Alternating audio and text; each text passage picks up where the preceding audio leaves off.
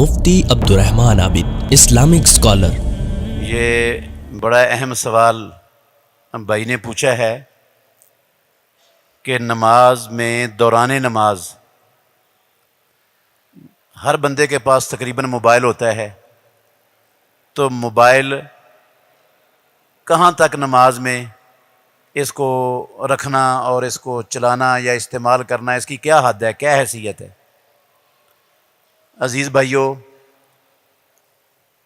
سب سے بنیادی بات تو یہ ہے کہ بندہ مسجد میں داخل ہو تو دروازے میں داخل ہوتے ہی اپنے موبائل کو آف کر دے۔ سارا وقت بندے کے پاس نمازوں کے علاوہ وہ رابطوں کے لیے ہوتا ہے، نماز کے بعد بھی رابطے ہو جائیں گے۔ صرف نماز کا ٹائم جو اس نے اپنے خالق و مالک پروردگار کے لیے نکالا ہے، اس میں تو کم از کم یہ دنیا کی مصروفیتوں سے اپنے آپ کو کچھ دیر کے لیے تو ہٹا لینا چاہیے نا۔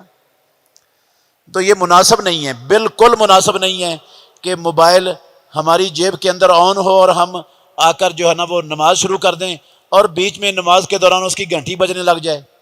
تو صرف ہماری نماز خراب نہیں ہوگی، جہاں جہاں اس کی بیل کی آواز جائے گی سب کے خشوع خضوع میں خرابی پیدا ہو جائے گی، سب کا توجہ اور دھیان وہ اللہ رب العالمین کی طرف سے کمزور ہو جائے گا، کٹ جائے گا۔ اور اس کا سبب کون بنے؟ وہ ہم بنے۔ اگر ہم مسجد میں داخل ہوتے ہی بند کر دیتے تو نہ ہماری نماز میں کہ خشوع میں خلل آتا، نہ دوسرے نمازیوں کی خشوع میں خلل کا ہم مجرم اور گناہ گار بنتے۔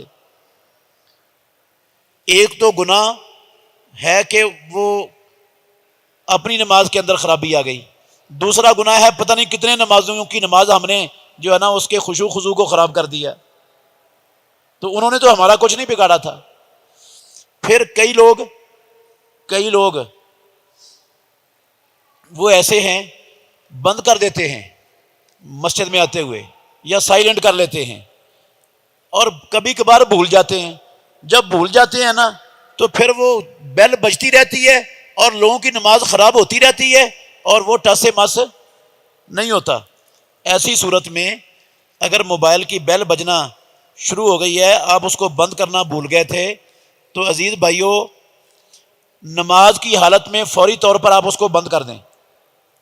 اتنی حرکت سے نماز کے اندر جیب کے اندر ہی ہاتھ ڈال کر بند کر دیں یا جیب سے نکال کر بند کر دیں، اس کو بند کر دیں۔ اتنی حرکت کرنے سے نماز میں کوئی خلل واقعہ، کوئی خرابی نہیں آتی۔ دلیل اس کی یہ ہے، یہ ایسی حرکت نہیں ہے جو نماز کو ضائع کر دے یا نماز کو خراب کر دے۔ اس کی بیل وہ سارے نمازیوں کی نماز خراب کر رہی ہے۔ تو میں سارے نمازیوں کی نماز کو بچانے کے لیے اتنی حرکت کر لوں گا تو انشاءاللہ وہ میری نماز میں بھی خلل نہیں آئے گا۔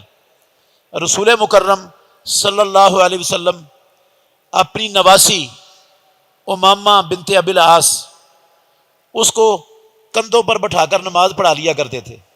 جب رکوع جاتے تھے تو نیچے رکھ دیتے تھے، جب رکوع سے سجدہ کر کے اٹھتے تھے تو پھر اٹھا کر کندھوں پر بٹھا لیتے تھے۔ نماز میں اتنی حرکت، بچی کو اٹھا کر کندھوں پہ بٹھانا، پھر اتارنا، پھر اٹھانا، اگر اتنی حرکت ہو سکتی ہے تو جیب سے موبائل نکال کر بند کیوں نہیں ہو سکتا؟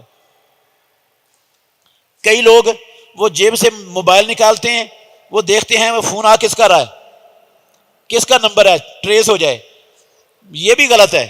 بھئی آپ کا تعلق رب کے ساتھ ہے، آپ رب کے سامنے کھڑے ہیں، آپ رب مالک کے سامنے کھڑے ہوں، کوئی بندہ آپ کو آواز دے تو مالک سے دھیان ہٹا کر ادھر کر لینا چاہیے ہمیں۔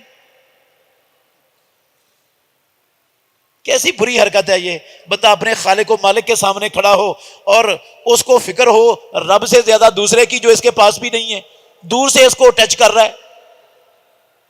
اور کئی لوگ وہ پتہ کیا کرتے ہیں، وہ نماز میں ہی میسج کر دیتے ہیں کہ میں نماز پڑھ رہا ہوں۔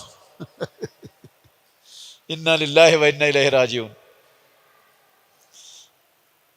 ایک بندے سے میں نے سنا، میں نے خود نہیں سنا، ایک بندے سے سنا، جب موبائل نیا نیا آیا نا، کئی لوگ جن کے پاس نیا نیا موبائل آتا ہے نا تو وہ پھر پتہ نہیں کیا ہو جاتا ہے ان کو۔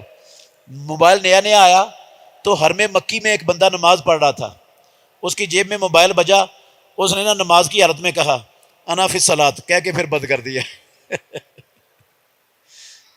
یہ تو نماز ٹوٹ گئی میرے بھائیوں، نماز ٹوٹ گئی اس بندے کی، نماز نہیں رہتی۔